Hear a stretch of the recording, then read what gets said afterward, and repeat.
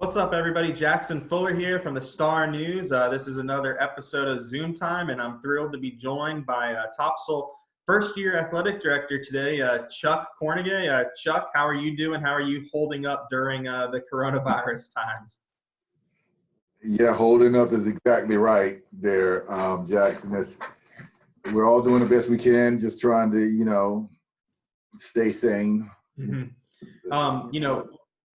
I gotta ask, as a first-year athletic director, do you feel like you're kind of winging it right now? I mean, you can get all the great advice in the world from other athletic directors, but I can't imagine anything really prepared you for this with no school and no sports right now.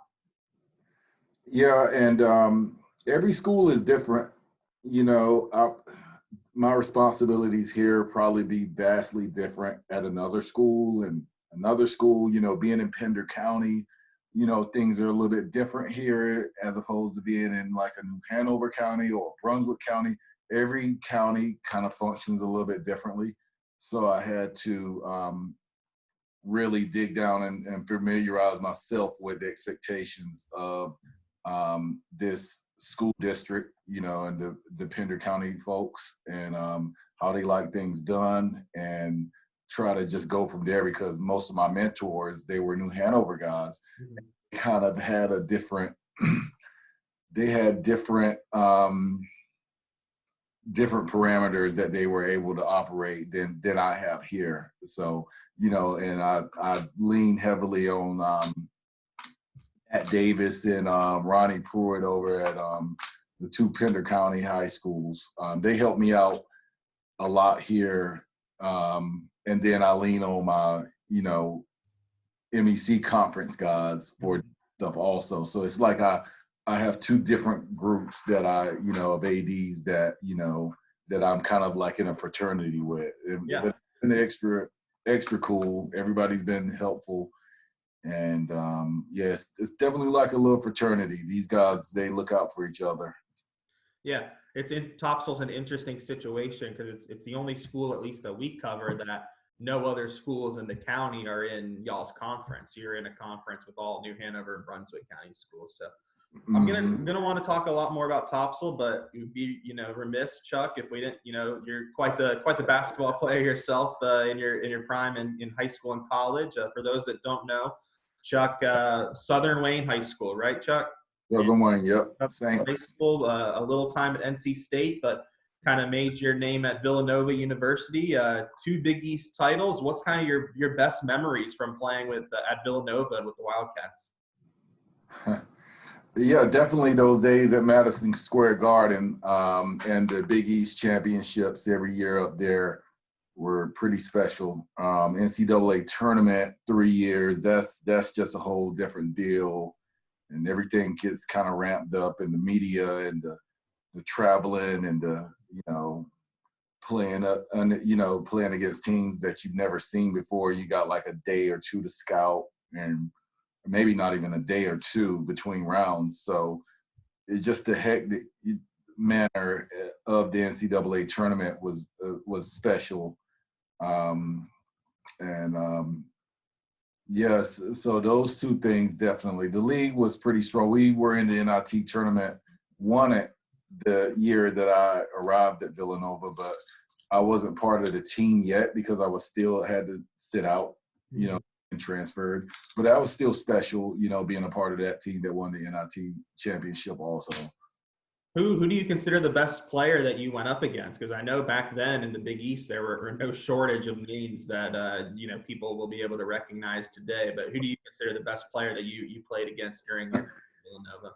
Well, not like I played against them myself, because I probably couldn't, guard this guy to save my life. But, guys like Allen Iverson, I seen him on the same court and how fast and how explosive he was. That was pretty special. Ray Allen was always really tough. Back then he was really athletic also, and could always shoot it. He was a little younger than I was, so I got to see him kind of develop. We beat Carolina a few times. I got to see Vince Carter and Anton. I had to guard Anton Jameson. Guys like that, and the Big East guys, John Wallace and Lawrence Moulton, Syracuse guys. They were always tough. Were you ever on the same team as Kerry Kittles at Villanova, or was he there the year that you guys won the NIT? No, I was there, Kerry, 2 or 3 years. 2 years. Mm-hmm. No, he was pretty special also. He was he could do it all. Could fly, good off the dribble, moving well without the ball, real competitor. And he was right there with those guys. Yeah.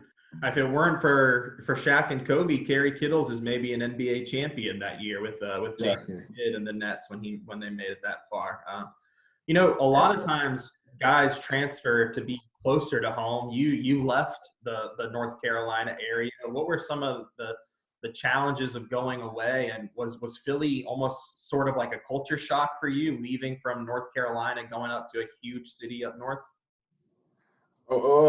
Is the best thing that probably could have ever happened to me, to be honest. I went to NC State well, first of all, I grew up loving the North Carolina schools, ACC. I really didn't watch much else. So I was very familiar and comfortable with NC State. Besides the national championship, I had never heard of Villanova. I knew about Georgetown and kind of like Syracuse, but I didn't, us guys down here, I don't think we follow. Well, now with the media being a little bit more, TV being a little bit more relevant and all the social media stuff, the kids are able to follow more leagues now. But back then it was just cable TV was like 10 channels, and all I would ever see was ACC. So, going to state just seemed pretty natural. I didn't want to be that far away from my girlfriend and my mom. I couldn't wash clothes, and I'd come home every other day to get home cooking. Had a bunch of my buddies up, hanging around. So I was real comfortable. But, going away to Villanova when I had to transfer, that was hard. I spent 6 months away from home. That was the longest time I'd ever been out of, North Carolina. It was definitely a culture shock. You had all of a sudden, I had friends who were multicultural, like, Irish or Italian or like Colombian. And, it was just a lot more of a melting pot of, people and societies. And, so it was different. It's very different. It's still different. When I go up there now, it is like a culture shock. Once you pass Baltimore on I-95, I always say it just starts to the landscape, you can see it, how it just changes. Yeah. My mom's actually from Philadelphia, so we go back every so often, and I love going to the the big 6 campuses there whenever just kind of looking around. Villanova is one of the nicer campuses, and definitely inside of Philadelphia. And then, of course, an even bigger culture shock for you after 1 year of pro basketball in Raleigh. You started off in Australia and then quickly went to Spain. Is that right? Yeah, I did the Cougars thing, that one league, and then I actually went signed on with the Wizards for a brief period. I think I was with them a few months, and I didn't get drafted, but I was able to, make their veterans camp, and kind of stuck there for a couple months. And then I left there in November and went to Australia, because that was the only league that started at that point. Their league ran opposite. They started in December. So I went there, had a great time. Probably would have lived in Australia. That's the only place I ever went to besides America that I felt like I could have lived. But the pay wasn't great. So my goal was always to get to Europe or back to the NBA. So after going to Australia for that brief 5 months, I was able to go. I got a good offer in Spain. So I was home about 2 weeks. I got the offer from Spain. I had to leave right back out. And then I stayed over there. I came back a few summers to do the summer NBA summer leagues. That's before all the hoopla around it. It was in Boston at the time, and one was in Boston. And yeah, so I went to 2 or 3 years of that. And so I would always go back over to Spain because the conflict of the start times, they'd be dilly-dallying around like, and I was like, hey guys, I got to be back on a plane, in a week. So offer me a contract or not. So I would always go back over to Spain. So after a while, I just, decided that was what I was going to do. And what do you consider? What are the biggest differences, if there are any, between basketball in the States and overseas? It feels like as time's gone on, they've kind of become more similar. But back then, I have to imagine there were some pretty big differences or challenges, just making that transition to becoming an international player. Well, those guys were always good over there, especially in Spain. And I would tell guys like Pau Gasol and Juan Carlos Navarro, who played in Memphis for a little while, and Mark Gasol and Jose Garbajosa, guys that I would play with on the national team. I'd be like, man, you guys are good enough to play in the NBA or wherever you want to play. And they kind of looked at the NBA as just some insurmountable, like quest. And I was like, well, I played in, I didn't play, I played a few weeks with the Wizards and, summer league. You guys are a lot better than these guys. A lot of them anyway. You guys just see the NBA of just like these guys who are superstars. There are a ton of guys over there who suck also, and they just kind of started believing, especially with the international, the FIBA play and, them playing in the summertime against some of the NBA guys. And it's just a few guys went over, Powell went over, and had some success. A couple other guys went over and started having some success. Rudy Fernandez, another guy that I watched. Ricky Rubio, I played against him when he was like 14. He was already playing pro. And, those guys were good. And so they just started believing, and one by one would go try and have a little success. And so it started like a little bit of a pipeline. And now the latest guy is Doncic, who I know isn't Spanish, but he's grinded his teeth in the Spanish league with Madrid over there, and is now looking like he's one of the top 5 players you could want on any team in the NBA. I mean, are you now as someone that's had the experience internationally, you take pride in all these guys that are starting to come over and make a name for themselves in the NBA?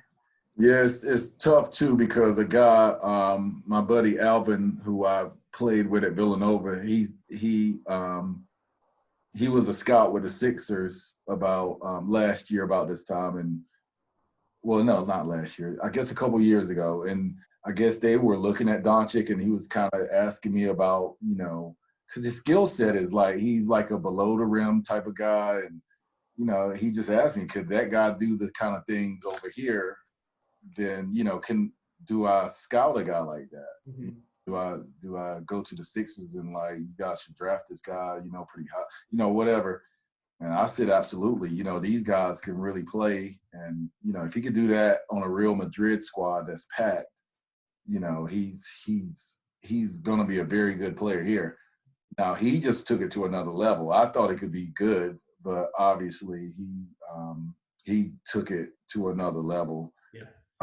But yeah, I used to see guys like that, that would come over from countries like Slovenia, Serbia, and these guys speak so many different languages. So when they would join a European squad, like, in Spain, they were almost Spanish themselves. They could already speak the language really good, and they just fit in really well. Yeah. I like to see guys like that come over, and I feel a connection to those international guys. You've obviously done a lot of travels for basketball. What's maybe your favorite city you visited? Not only for basketball, just any city across in your international travels that you really had developed an affection for. Well, I was in, I love Malaga, Spain, and Seville, Spain. That was two of my first spots that I had success in. And it's in the south of Spain, really hot, and I just had some really good memories there. They treated me real well. Australia was a blast.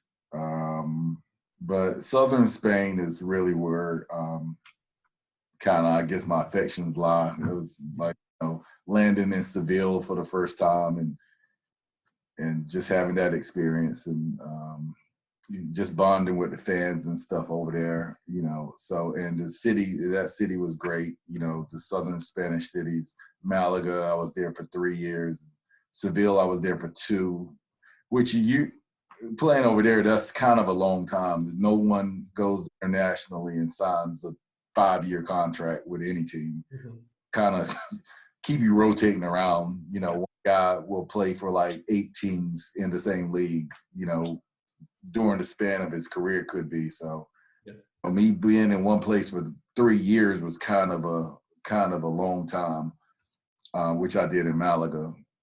Yeah, that's interesting because I'm a huge soccer fan, and I know the soccer over in Europe is very similar, where these guys are kind of floating from team to team, and they might not be anywhere more than just a couple of years. On your one quick search on your Wikipedia page, it calls you a Spanish American. Do you consider yourself Spanish American with all the time you spent over there? I mean, how Spanish do you kind of feel with the amount of time? And I mean, you really spent most of your young professional life over there.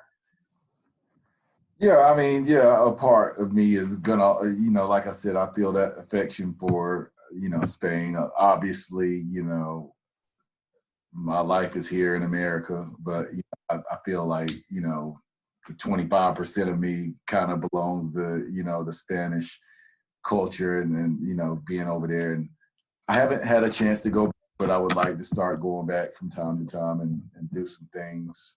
But yeah, I definitely, and a funny story is when they were, I was getting my Spanish passport, and so I was being sworn in. They make a huge deal out of it, and they ask you to say a phrase which you're saying that you renounce your American citizenship.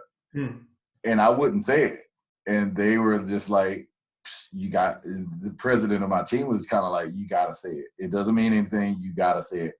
And we went back and forth for about half an hour. And I went outside. I said, okay, I'm not going to do it. And it took like 2 or 3 officials from my team to come out and just say, listen, please, I promise you, it's just words. And I said, I'm not going to even be able to get on a plane to go back home. Like, what are you talking about? I'm not going to say I renounce my Americans, but I eventually did it just because they convinced me it was just words. But obviously, I would have never done anything like that. Yeah, gotcha.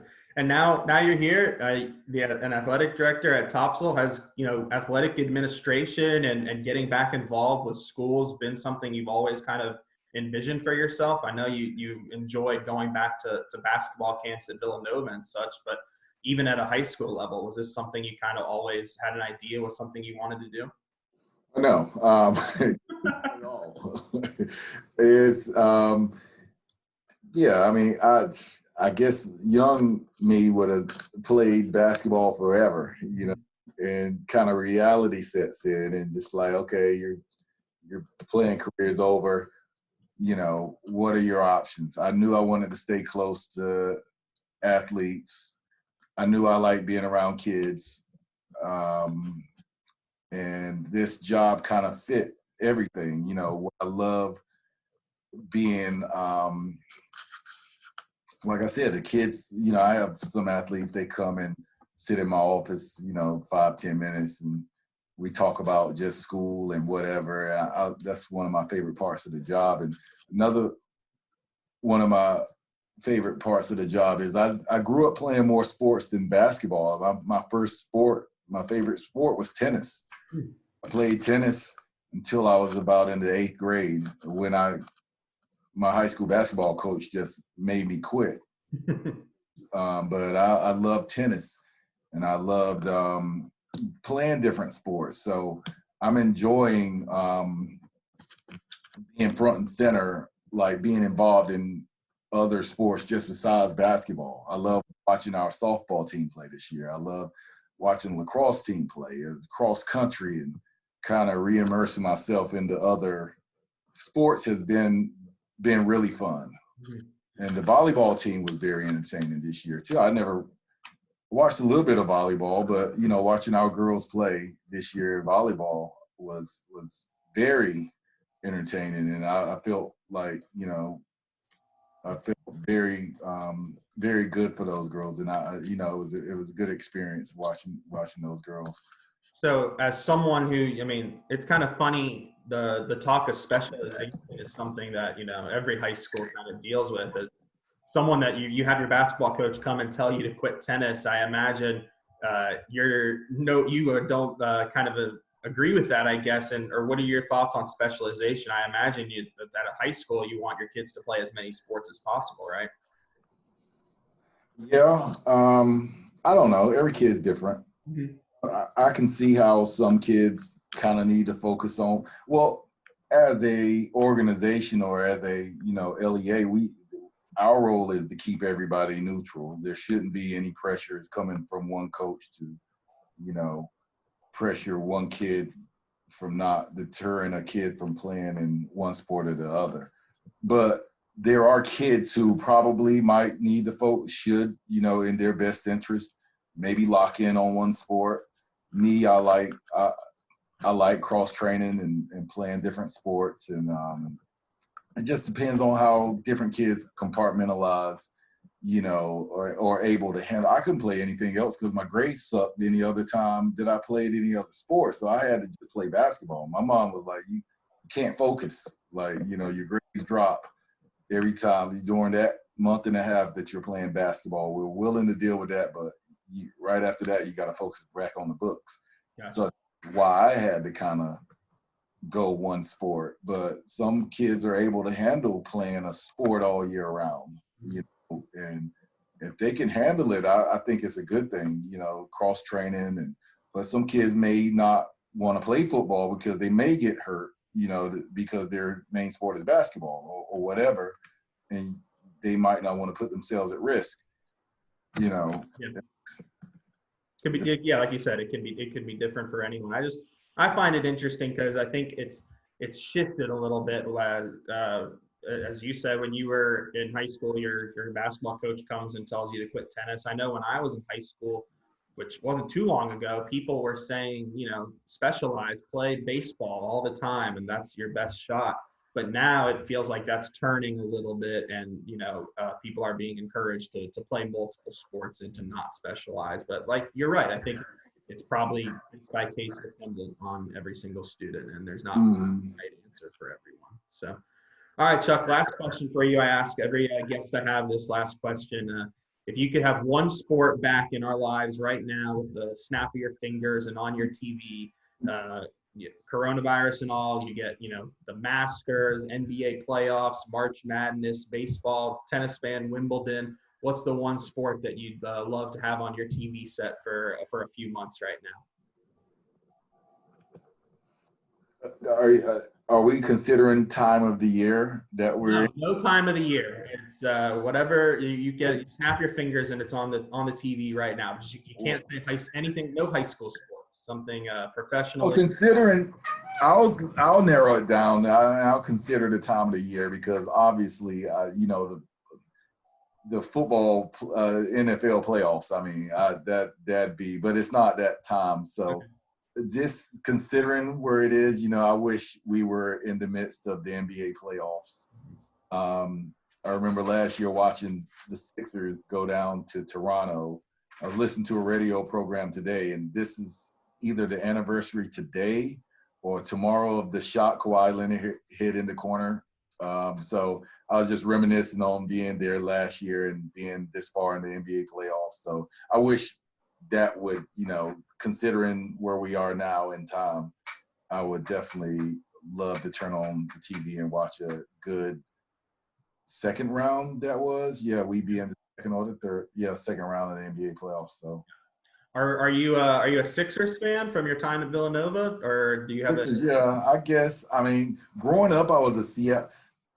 I kind of bandwagon for players, I guess, when it comes to NBA, depending on who. But I'm organizationally, I like the Sixers. I'll always kind of pull for the Sixers because I've played in that arena and, just the ties, But, I kind of am a LeBron James fan. I'll like him whether he was in Miami or Cleveland or now. Never thought I could root for the Lakers, but I guess I'm partial to LeBron. I did love the Seattle Supersonics for a lot of years when I was young because Sean Kemp was my favorite player. So I was a Sonics fan growing up. But, yeah, so I'm kind of all over the place. I don't know. Did you watch The Last Dance last night? Yeah. They did. I thought they did Sean Kemp a little dirty. I thought they deserved a little bit more mention when they brought up the Sonics and Bulls final series. Yeah, they gave my man no love. That was Sean Kemp was my idol. I wore number 40 because of him. So he tore it up. But I guess because he wasn't in direct contrast with Jordan, they kind of just left him out. They called him, I think they called him Gary Payton's lob partner or something like that, and that was about the most love they gave. Oh, yeah, they sure did. He was quite the player. Yeah. So awesome, Chuck. Well, that's it. I appreciate you so much for joining me today. Had a lot of fun. Stay safe, stay sane, stay healthy, and hopefully I'll see you at a Topsail sporting event sooner rather than later, man. Yeah, me too. Thanks, man. Sure. Have a good one.